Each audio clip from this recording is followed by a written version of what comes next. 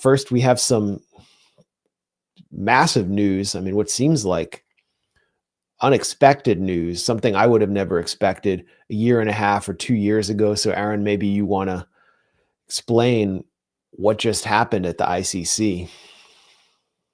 So the news is that the International Criminal Court has issued arrest warrants for Israeli Prime Minister Benjamin Netanyahu and the now former Israeli Defense Minister Yoav Gallant for war crimes and crimes against humanity, including using starvation as a weapon of warfare. And, Max, as you indicated, this is a surprise to those of us who have long seen the ICC as a tool of the West. It was known as the International Caucasian Court because it would only go after basically African leaders. So this is a huge development, and understandably, the sponsors of Israel's genocide are freaking out already. U.S. politicians, Democrats and Republicans, are vowing to sanction the ICC. There's calls to reinvigorate, Bush's proposal for the Hague Invasion Act, which basically would authorize the U.S. to attack the Hague if it arrested U.S. politicians. And I guess they see, understandably, Israeli leaders like Netanyahu as essentially U.S. citizens as well. And actually, there's a precedent for that because Netanyahu has had U.S. citizenship, which I believe he's given up to be the leader of Israel, but he grew up in the U.S., so he basically is a de facto U.S. citizen, and also just a de facto U.S. citizen because he's carrying out crimes that are, sponsored by the U.S. So this is this is huge. It's huge, and it is sending tremors through the halls of power in Washington. We can expect a full court press from Washington against the ICC. Here's Lindsey Graham, chief neocon in the Senate, who is declaring that Biden and Trump should actually fear the precedent established by the ICC warrant for Benjamin Netanyahu and Yoav Gallant. And he's addressing them and future members of Congress, declaring if we don't act forcefully against the ICC after their outrageous decision to issue arrest warrants for the duly elected Israeli Prime Minister and former Minister of Defense, we're making a huge mistake. And I fear the United States is next. The United States is next. Tony Blinken, Joe Biden, Lloyd Austin, Jake Sullivan could be next. So that's a pretty revealing statement by Lindsey Graham, and also helps explain why the United States and Israel refused to sign on to the ICC.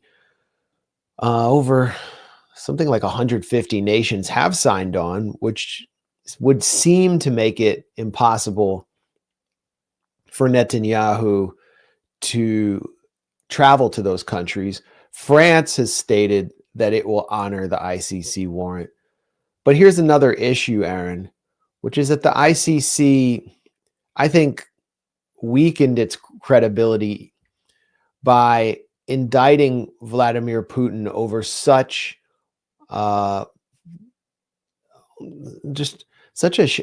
shallow and superficial and obviously politicized case, which we exposed at the Grayzone as having been driven by the U.S. State Department, by U.S. research, by U.S. prodding. And the researcher himself was in discussions with reporters from the New York Times who wanted it to be over Bucha, which supposedly was the site of a Russian massacre. But instead, Karim Khan, who was essentially installed as the ICC prosecutor by the UK, decided to go after Putin on the basis of evacuating ethnically Russian children, Russian-speaking children, from the war zones in Ukraine's east and in the Donbass and Lugansk. So a very bizarre case. And, the West was told these children were all put in camps. Jeremy Lafredo, our roving reporter, went to one of those supposed camps outside Moscow and found that children from the Donbass were being given free classical music lessons, and they were happy to be there rather than under Ukrainian shelling. And so Vladimir Putin, several months ago, traveled to Mongolia traveled openly outside of his own sphere of influence and was received by the Mongolian leadership. Mongolia was actually the subject of a kind of color revolution funded by the National Endowment for Democracy during the 1990s, which was supposed to have turned that country into a Western fiefdom. But we can see that that didn't happen, and Putin managed to challenge the ICC warrant Mongolia was an ICC signatory. So we could see Netanyahu doing that himself, but he's accused of much more severe crimes. I mean, we can see them playing out day after day. It's a live streamed genocide. Just 24 hours ago, another school was struck in Gaza City, scores of casualties. It's almost impossible to keep track of how many casualties are taking place. Over 190 journalists assassinated, over 350 footballers in Gaza have been killed. And is FIFA or the European Football Association, are they blocking Israel from participating in football matches and competitions as they did with Russia immediately after Russia invaded Ukraine? No, they're not doing anything. They're welcoming bands of hooligans escorted by Mossad agents into European cities to attack their citizens and then claim that they're victims of a pogrom. So international institutions have allowed this genocide to proceed. They have debased themselves by responding to the orders of the United States, which acts unilaterally and refuses to sign on to these multilateral institutions. And now finally, they've stepped up following a long pressure campaign, which we can discuss. But how will they enforce this? How could this possibly be enforced? It's true that you know what? Let me just close the window because I'm getting a lot of street noise. I'll be right. Yeah, well, the sounds of Brooklyn, as the sounds of Brooklyn filter through Aaron's window, the shrill howls of Lindsey Graham can be heard just outside my own, as he fears becoming Netanyahu's cellmate. Just on the point about the ICC warrant against Putin. Yeah, I mean, as we exposed at the Grayzone, it was a really thin gruel. It was based, as you talked about, largely on State Department produced or abetted reports, and again, not on the issue of research, not on the issue of like Bucha or like alleged war crimes in terms of killing people, but in the evacuation of children.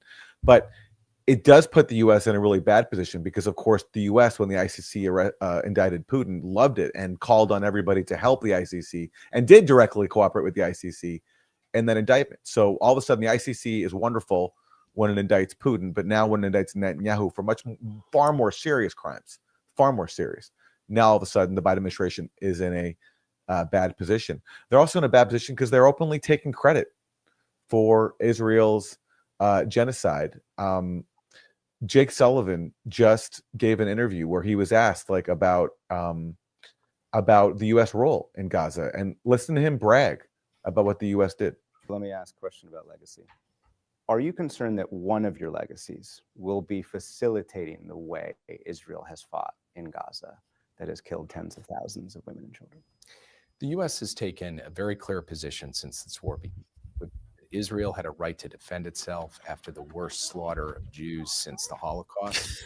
The U.S. also, over the course of the past year, has made a massive difference in terms of whether there would be widespread famine in Gaza or not widespread famine, in terms of working with the Israelis to try to minimize civilian harm over the course of the months of the conflict.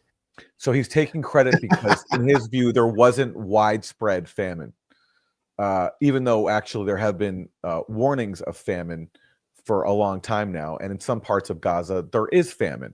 But he's saying because it wasn't in every single corner of Gaza, he should take credit for that. And then he says we also played a major role in minimizing civilian harm. What is he talking about when tens of thousands of people have been murdered, along with many more wounded and had their lives destroyed? And of course, well over 1 million displaced. That counts as civilian harm as well. But he's openly taking credit.